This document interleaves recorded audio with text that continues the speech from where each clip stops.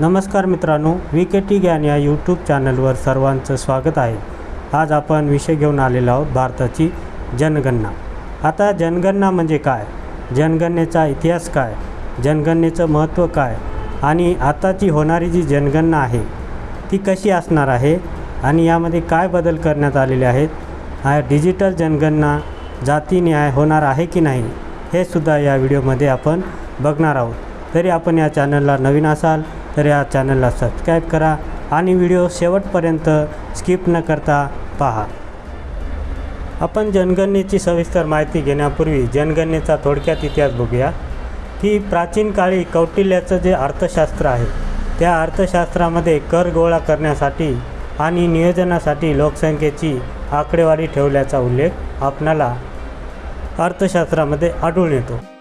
मध्ययुगीन मोगल काळातसुद्धा आईने इकबरी या ग्रंथामध्ये लोकसंख्येबद्दल माहिती आपणाला आढळून येते। आधुनिक काळात भारताची जनगणना 1872 ते आजपर्यंतचा एक ऐतिहासिक प्रवास आपण थोडक्यात बघूया।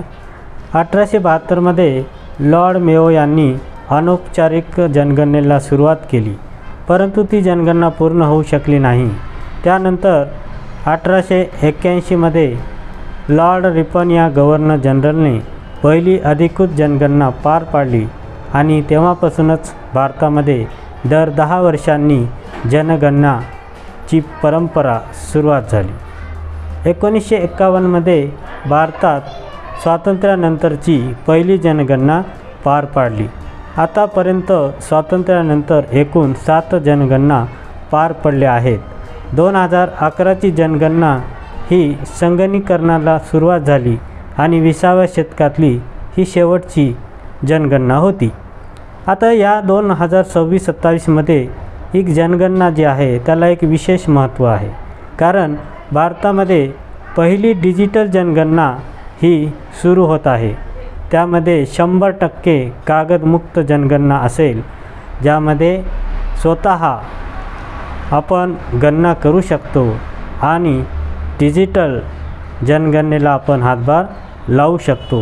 ही जनगणना पूर्णतः कागदमुक्त असल्यामुळे मोबाईल ॲपद्वारे आणि पोर्टलद्वारे ही जनगणना पार पडणार आहेत। आपण सविस्तर पुढे आपण बघणारच आहोत। आता जनगणनेची आवश्यकता काय आहे, त्याचं महत्त्व काय आहे हे आपण बघणार आहोत। आता शिक्षणामध्ये वय, साक्षरता, बाल लोकसंख्येचं प्रमाण, शाळेचे नियोजन, त्यानंतर आरोग्यसेवा, त्यानंतर पायाभूत सुविधा, रस्ते, लोकसंख्येची घनता, स्थलांतर, व्यवसाय आणि पाणी व वीज, तसेच प्रशासकीय निर्णय जसे की SC, ST आणि इतर मागासवर्गीय कल्याणासाठी किती निधी द्यावा आणि धोरणे कशी असावीत हे जनगणनेच्या आकडेवारून आपल्याला ठरवता येते।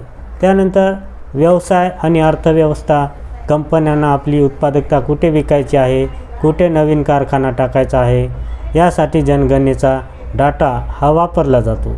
त्यानंतर इतिहासकार आणि समाजशास्त्रज्ञ देशातील बदलत्या सामाजिक परिस्थितीचा अभ्यास करण्यासाठी सुद्धा या माहितीचा वापर केला जातो।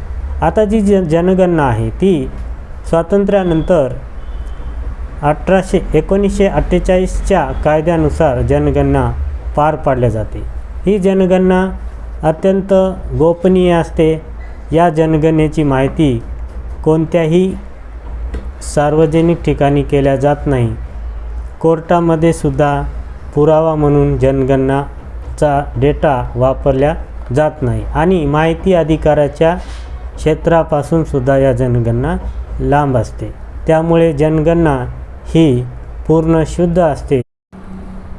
भारताची आताची जनगणनेमध्ये खास काय आहे, भारताची जी जनगणना आहे 2026-27 मध्ये पूर्णतः डिजिटल असणार आहे।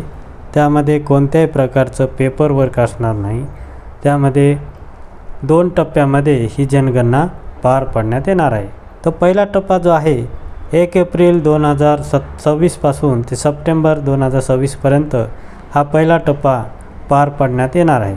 त्यानंतर पुढील वर्षी फेब्रुवारी-मार्च 2027 मध्ये दुसरा टप्पा जनगणनेचा असणार आहे। आता पहिल्या टप्प्यामध्ये काय आहे? पहिल्या टप्प्यामध्ये जे घरांची यादी आहे, घरांची संख्या आहे, घरांची गणती आहे, ही पहिल्या टप्प्यामध्ये जनगणना होणार आहे. यामध्ये 33 प्रकारचे प्रश्न आपणाला विचारण्यात येतील. त्यामध्ये पिण्याचे पाण्याची व्यवस्था कशी आहे, वीज सुविधा कशी आहे, घराची मालमत्ता कोणत्या प्रकारची आहे, कच्चं घर आहे, पक्कं घर आहे, किती रूमा आहेत, किती खोल्या आहेत, पिण्याचं पाणी बोरचं आहे की नळाचं आहे, या प्रकारची माहिती या 33 प्रकारच्या प्रश्नामध्ये आपणाला द्यावयाची आहे. आता यामध्ये विशेष असं वैशिष्ट्य काय आहे की ही जनगणना जी आहे जातीनिहाय जनगणना होणार आहे. त्यामुळे विशिष्ट जातीला न्याय आपणाला देता येईल. त्यानंतर ही जनगणना डिजिटली असल्यामुळे मोबाईल ॲपद्वारे एकूण 16 भाषांमध्ये हे ॲप लॉन्च केलेलं आहे. त्यामुळे आपणाला स्वतःलासुद्धा आपली माहिती सेल्फ इन्फॉर्मेशन फॉर्मद्वारे भरता येईल. यासाठी मोबाईल ॲप किंवा जे पोर्टल आहे लोकसंख्येचं, त्या पोर्टलवर सुद्धा आपण स्वतः माहिती भरू शकतो.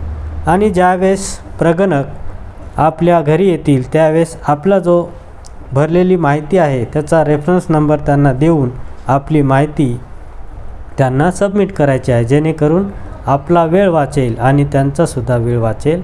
अशा प्रकारे डिजिटली जनगणना एकदम सोप्या स्वरूपात आपणाला पार पाडायची आहे. त्यासाठी आपणालासुद्धा प्रगणकाला मदत करावी लागेल.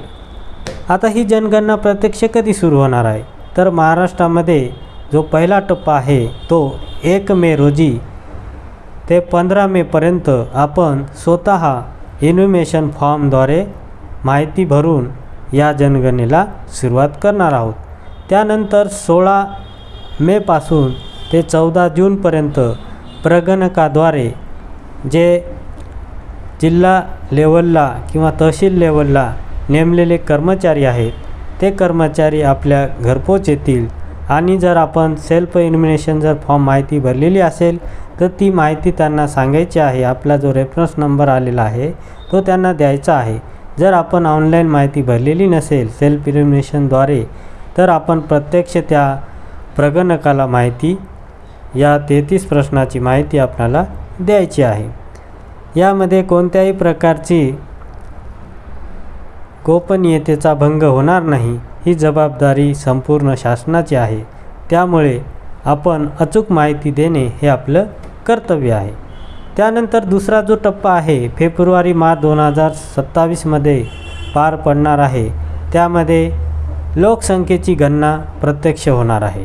त्यामध्ये वय, लिंग, शिक्षण, व्यवसाय आणि महत्त्वाचं म्हणजे जातीनिहाय जनगणना ही दुसऱ्या टप्प्यामध्ये पार पडणार आहे.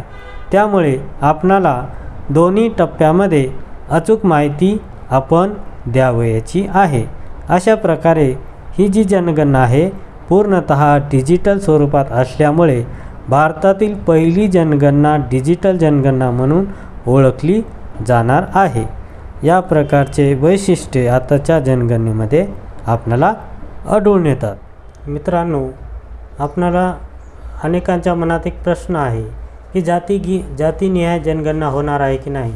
तर हो, स्वातंत्र्यानंतर पहिल्यांदाच जनगणनेमध्ये जातीच्या आकडेवारीचा समावेश केला जाणार आहे. यामुळे देशातील विविध समाजाची सामाजिक आणि आर्थिक स्थिती जाणून घेण्यास मदत होणार आहे.